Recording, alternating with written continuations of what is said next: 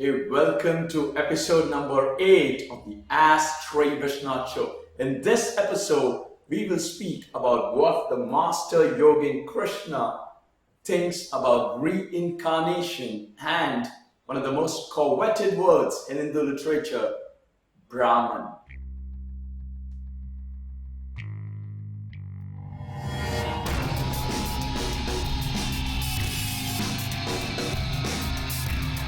You ask questions and I answer them. This is the Ask Sri Vishwanath show. Alright, so today's question is from Mahesh Krishna Shenoy. And Mahesh asks, I have a question regarding reincarnation. I want to know, how does the consciousness of a person after death choose a body in another family? How does the planets and other sun, moon influence the soul and choose a body according to the karma? So, I'd like to know the process of all these things happen. That's what Krishna says. So that's a wonderful question, Mahesh. The process of how how the whole the consciousness reincarnates. And so today, it's a very broad question and can't be answered in this short episode, but I picked up this question because I want to give you some very good insights so that you can explore this in a different direction, all right? So the first word, powerful word I'd like you to explore is intelligence. You see, it's a very beautiful word.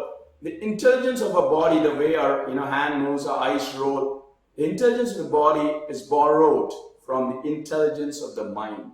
The intelligence of the mind is borrowed from the intelligence of the intellect, and the intelligence of the intellect is borrowed from consciousness. And so by working backwards, whenever we ask, okay, from where is this intelligence borrowed? You see, anything you see in this world, you can ask this question, that anything which you see, there's an intelligence, and that intelligence has got to be borrowed from something, and that's how you get to the source of the intelligence, and that's how the wise sages got to the source. And as you begin this process of, getting to the source of the intelligence, you will notice two things. And that's the third word I want, visible. You see, there are always visible things, like this body, mind, and intellect is visible, right? And what is invisible is a consciousness. And so the fourth word is invisible. So the first word is intelligence. Anything happening in this world, there's intelligence. And then if you want to explore the source, you got to use the word borrowed. From where is it borrowed? And anything that you see, there is a visible thing, the body, mind, and intellect. And then there's an invisible thing, which is the consciousness, right? Pretty much simple. And so, what Krishna says is, before you understand reincarnation, you need to understand the word yoga. Okay? Yoga is uniting the visible with the invisible. Okay? Not the yoga of, twisting your hands and legs. That's good for the mind, that's good for the health.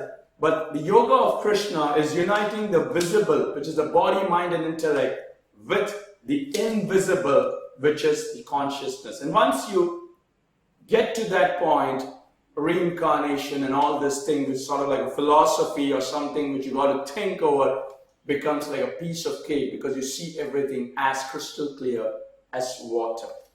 So I want to give you some insights I want to take an example of a film. In a film, what are the visible things that you see? You see the actors, right, and the actress, the emotions and the scenes, right? These are the visible things. And so what are the invisible things in a movie? The invisible thing is the script and the director. So whatever you see, you should use the word, what is the intelligence? From where is it borrowed? What is the visible thing? And what is the invisible thing? So the intelligence of the movie, so these are the visible things: actors, actress, emotions, scenes. Okay, and so what is the invisible thing? If you go further, the invisible thing is there's a script and there's a director, right? And so the same thing we got to do with our life. Now, I want you to imagine this. I want you to imagine there's a chariot, okay, a scene of the Mahabharata. There's a chariot, there's a reins, there's a horses, and then there is you, okay? So there's chariot, reins, you, and horses.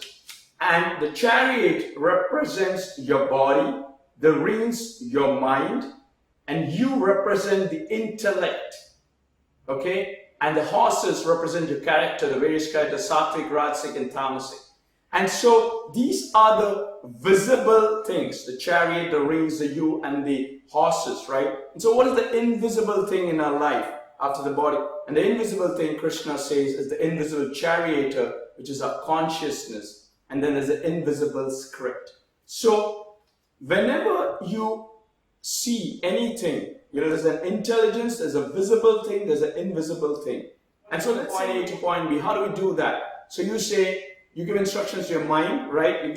So the intellect gives instructions to the mind, and then the mind to the body, and you travel from point A to point B, right? And that's what you feel, that these are the only things which are visible. However, we should know that that you are not the initiator of your thought, action, and event. The initiator is always the invisible thing, which is the consciousness, which is the powerful jiva within you, and everything in this universe runs as per the script. So even though you think that you have the power to move from point A to B, you will notice that you will move from point A to B only if it's scripted. Okay? So this is a very important thing to understand before we understand reincarnation. That is, there is all the power of the visible comes from the invisible. And so Krishna says, focus on the invisible. Okay, focus on the power of the consciousness, and don't put your mind out and get swayed by your character, by the various emotions, and by what is happening in the scenes. Because the scenes are scripted, so you got to get detached from the script, and you got to withdraw your mind in to the invisible, because the invisible is your strength. That is what is going to make you happy, joy, abundance, and everything. So there are two things you got to do. You got to be detached to the scene. Let's say you're watching a movie. Be detached to the scene, and do not put your mind out and get into the emotion. Draw your mind in as many times as you can during the day. You see, if you do it 100 times in a day, that is when you will know. Because from where is the intelligence of the emotions borrowed? It's borrowed from whatever the scene, the script. And that's how you come to know that you got to be detached to that whole thing. And that is the yoga of Krishna. So to answer your question, so I hope this is very important before we talk about reincarnation. So how the soul reincarnates is very easy. Krishna says all living beings are born of food. Food is produced due to rain. Rain is due to sacrifice. Sacrifice is born of works. Works is born of the Veda. So let's focus on the first thing. All living beings are born of food. So Vivekananda says, after a person dies, he goes to the other sphere, and then his soul descends onto the earth and enters into a crop. Okay? And the man or woman eats that food, and that food gets transformed into blood, semen, or whatever, and a child is produced. So that's how all living beings are born of food. So this consciousness enters into a crop and then into the stomach of a man or woman in the form of a vegetable or whatever it is, a food, and then a child is born. And so that is the process. Most people think that the parents produce children, but it's actually the children who choose the parents. And so I want to give a very simple example. And let's say a child wants a beautiful pair of Nike shoes, okay? And so he goes to the first shop, he does not get it. He goes to the second shop, he does not get it. He goes to the third shop, he does not get it. He goes to the fourth shop, he gets his pair of shoes, his right colors, he wears it, and he gets out. Now, what would you say? Did that fourth shop help the child find the shoes, or the child had an intense desire to wear that kind of shoe, that kind of color, and so his desire brought him back to the store, right? So it is the child which chooses the parent, okay? That is how the whole karma accumulates. So as a child descends, so as a soul, descends onto the crop, it finds the intelligence of the jiva, finds the right parents. And that's how this whole thing happens.